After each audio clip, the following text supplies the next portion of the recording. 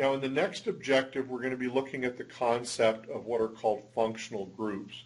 And it's important to understand these functional groups so that we have a common language as we're talking about these different organic molecules. So these different functional groups are all shown on this slide that we're going to have to learn. You're going to need to know each of these.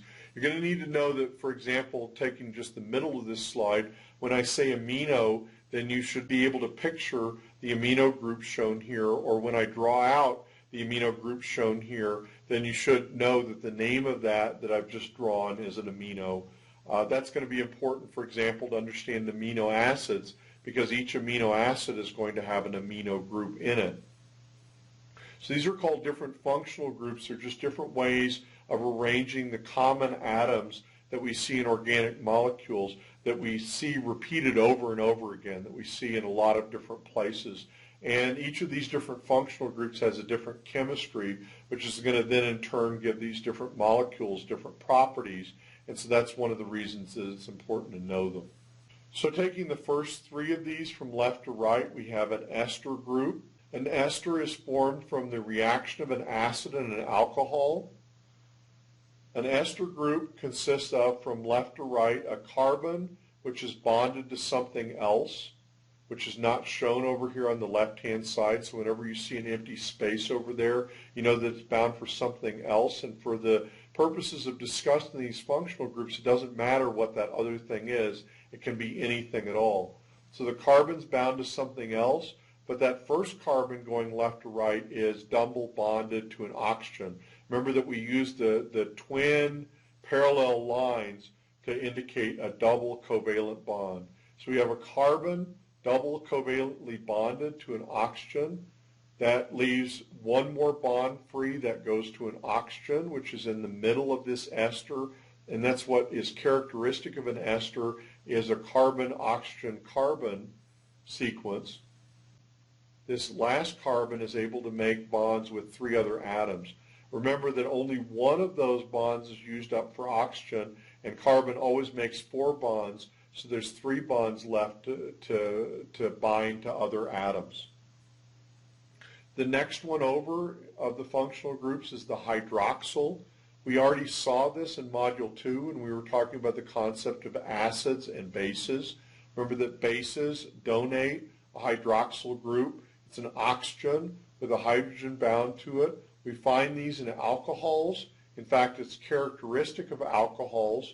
For example, methanol, which is an alcohol, ethyl alcohol, which is grain alcohol, the kind of alcohol that some people like to drink, it has one of these hydroxyl groups in it. So these hydroxyl groups are characteristic of alcohols. As we'll see, they're also characteristics of sugars. If you go back to the previous slide and look at the glucose and the fructose, you saw several hydroxyl groups there. One of the things that hydroxyl groups lend to these organic molecules is that it makes them soluble in water.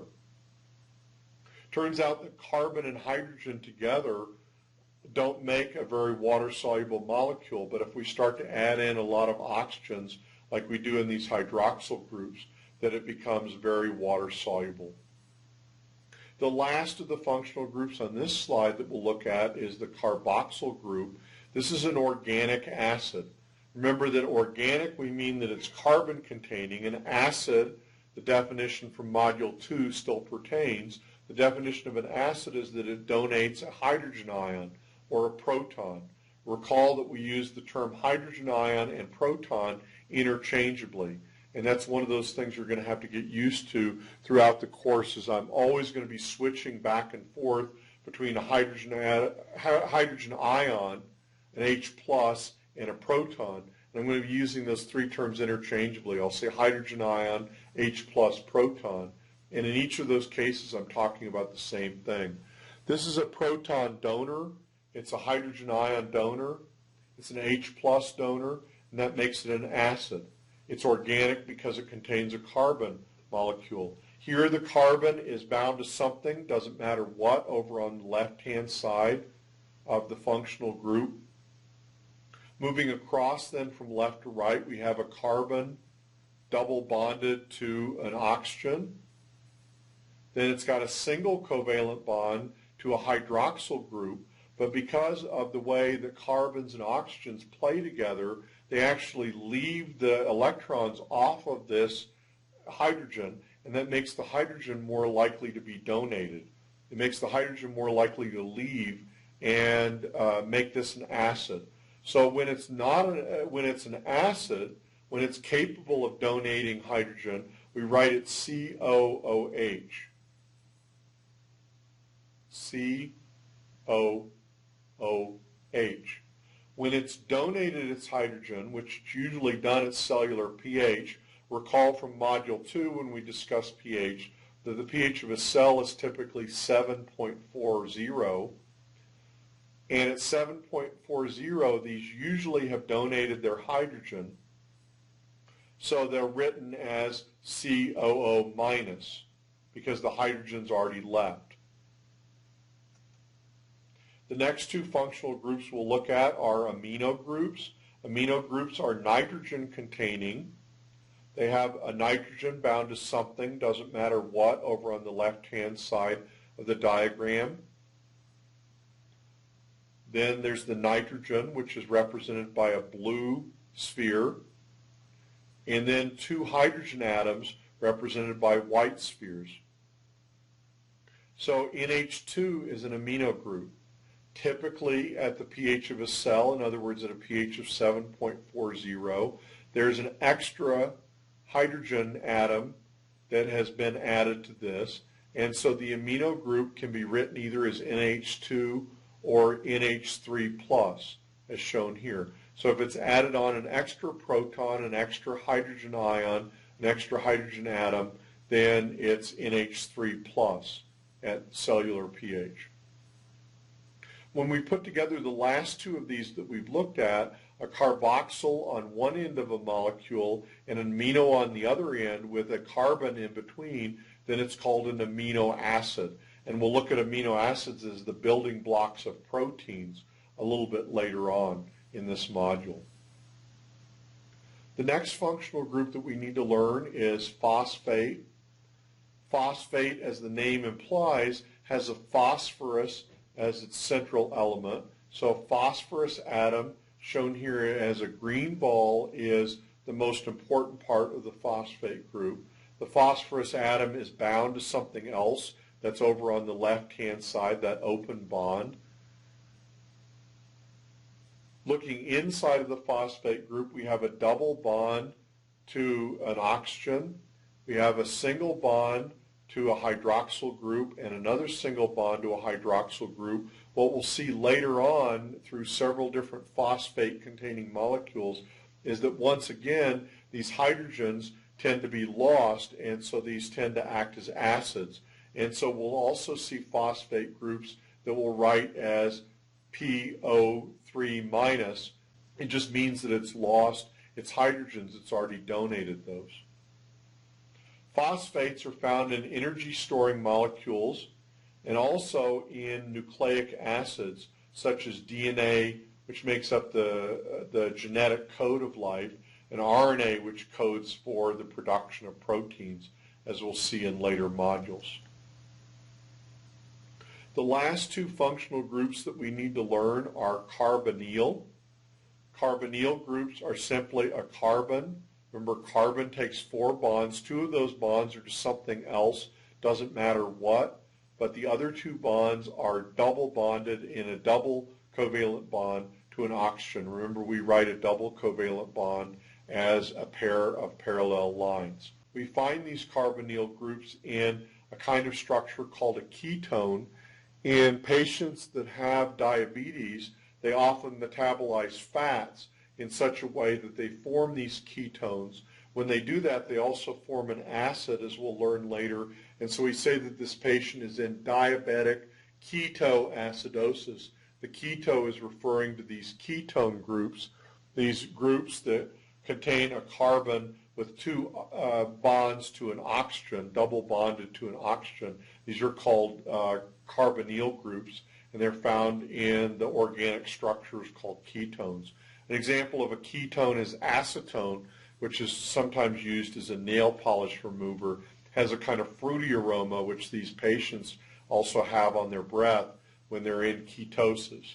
You can go into ketosis if you exercise in such a way that you end up burning fats, and then your breath will have, and your sweat will have that fruity kind of smell to it, or an organic, an acetone kind of smell to it, which is characteristic of these ketones. These ketones love water. Remember that if it has a lot of oxygens in it, it tends to be more water soluble. Sulfhydryl groups are exactly like hydroxyl groups, but instead of oxygen and hydrogen, they have sulfur and hydrogen. This works because remember that oxygen and sulfur have similar chemical properties. They have similar chemical properties because they tend to grab a similar number of electrons. They grab 2 electrons. And they grab 2 electrons each because they're in group 6 of the periodic table. That means that they have 6 valence electrons. They can complete their shells, and oxygen can become like a neon. Sulfur can become like an argon by completing their shells by taking 2 electrons. They get those electrons, one from an unnamed atom, which is shown as an empty bond here at the left, and the other atom that they take an electron from is a hydrogen atom. So when sulfur is the central member of that group, it's called a sulfhydryl group instead of a hydroxyl group.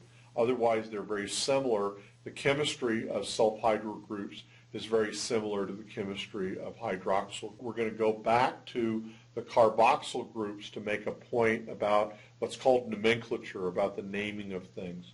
Throughout this course, and throughout other courses you might take, you'll hear people using the terms acid and ATE ending on a molecule interchangeably. For example, they'll use aspartic acid and aspartate interchangeably, or they'll use glutamic acid and glutamate interchangeably.